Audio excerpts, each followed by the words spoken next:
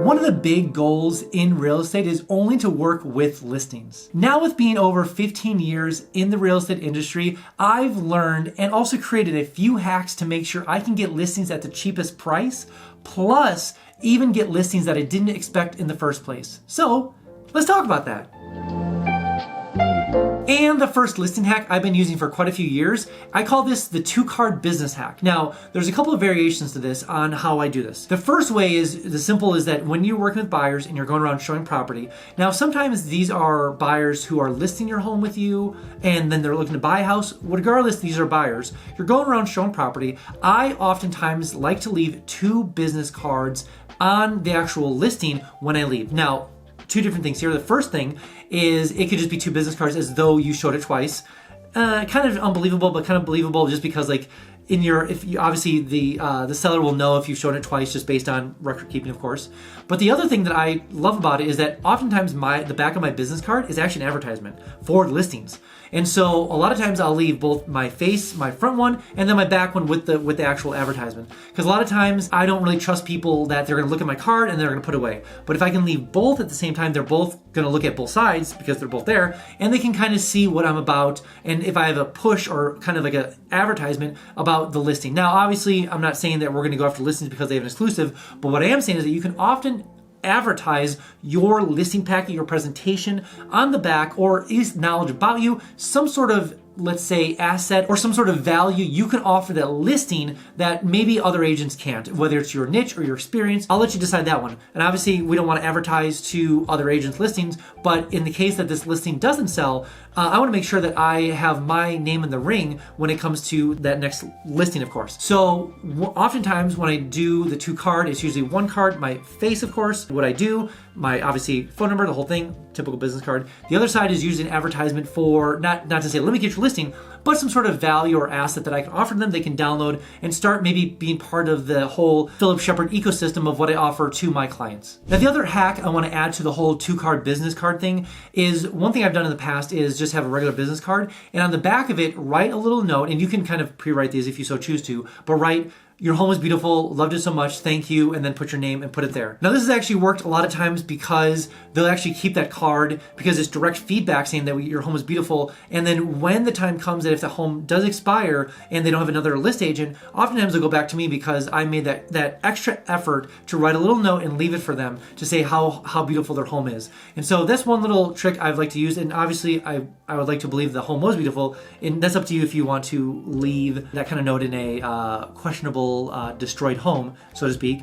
But regardless, I oftentimes like to leave notes on beautiful homes or homes that I would like to sell because I'm an expert in that area. Oftentimes leave notes there just saying how beautiful the home is and just leave it there and then let the universe take it from there. So that is another hack I've done before. Hey. Before we jump on to the next point, one of the biggest struggles we have in real estate is literally finding leads. Finding people that are raising their hands to say, I want to list or buy a home in your local area. That's why I put together a PDF, a guide, a book, so to speak, over 100 ways to find leads in your local area. Now, obviously, every lead source is different and every single person in real estate is different as well. That's why I broke the guide down to different kind of styles of categories, so to speak. Maybe you want to do social media, maybe you don't want to do social media. Maybe you're an extrovert, maybe you're an introvert. Maybe you want to go to farmers markets. Maybe you want to be out in the community more. Maybe you want to be behind the scenes more introverted. There are so many ways in this guide broken down to your personality style that you're not going to feel like it's the end of the world if you sit a certain kind of personality style. Say you're an introvert. You don't want to be talking to people all the time. There are literally leads sources in here that you can do that are very introverted, that you don't get out and talk to a lot of people. It is very doable. My wife is an introvert and she does it just fine. So regardless of what personality style, whatever kind of style you want to be when it comes to finding leads, download the actual guide below, the PDF, the actual book, download that below and let me know how you're using it. There are so many different ways of actually finding leads. These ones are battle tested between me and quite a few other agents I've worked with and plus my 15-year career in real estate. Let me know which ones are working for you and maybe which ones I need to add to the whole booklet itself. And the second hack I've used to actually pick up cheap listings is really I call like a 5 postcard effect or hack. Now you can limit this however you want to, if it's like 1 postcard or 2 or 3 or 4. What I like to do is anytime that you get a listing, this goes back to a lot of different aspects of real estate, is the fact of the listing is that your next lead is probably next door. And so just keeping that in mind is that the question that you have to ask yourself is, do you want to go hunt for your next listing in, the 2 towns over, or would you like to sell the house that's 5 doors over?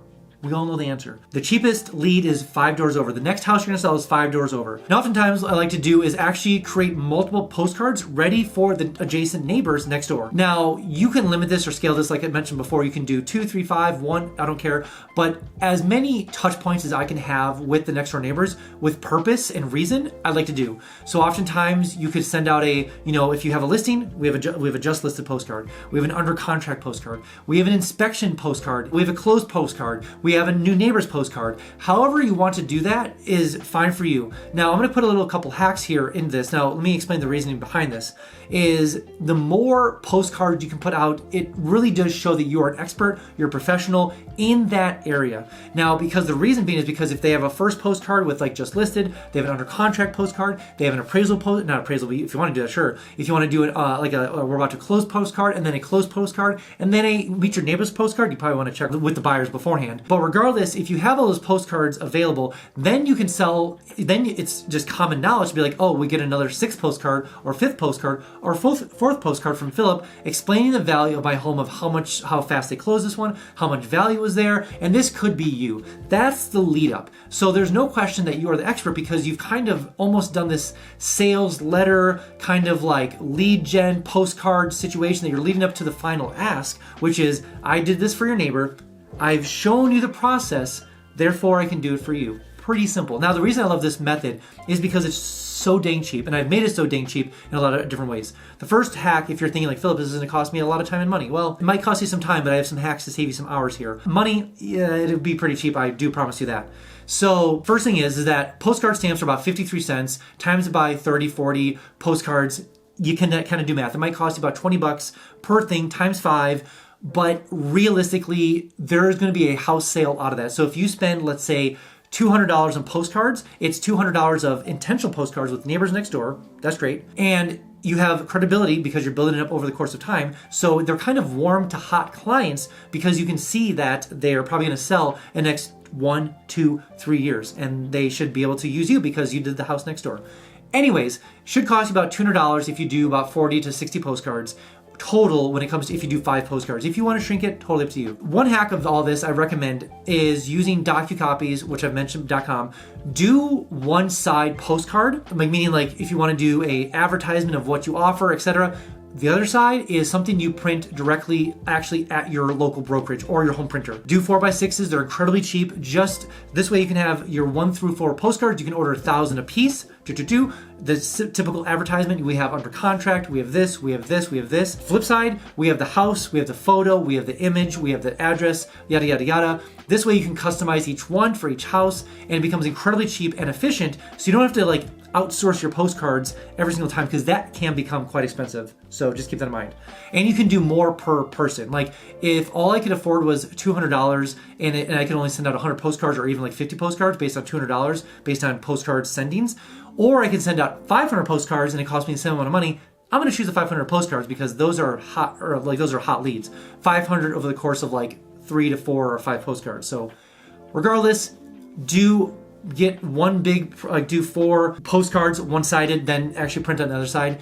The other hack of this is what I've learned over the course of time is you can actually get Walgreens 4x6 photos for like 10 to 15 cents per one. There are always coupons out there that are so cheap. You have to do the 4x6. The only caveat to this, and it does hit the postcard stamp, the only caveat to this is you have to use labels on the back of it to mail them out and also return labels. So you have to do that, which you're going to do anyways on the other side. The other side of this is the fact that you have to, you can't print on the double side of the actual 4x6 because it's glossy.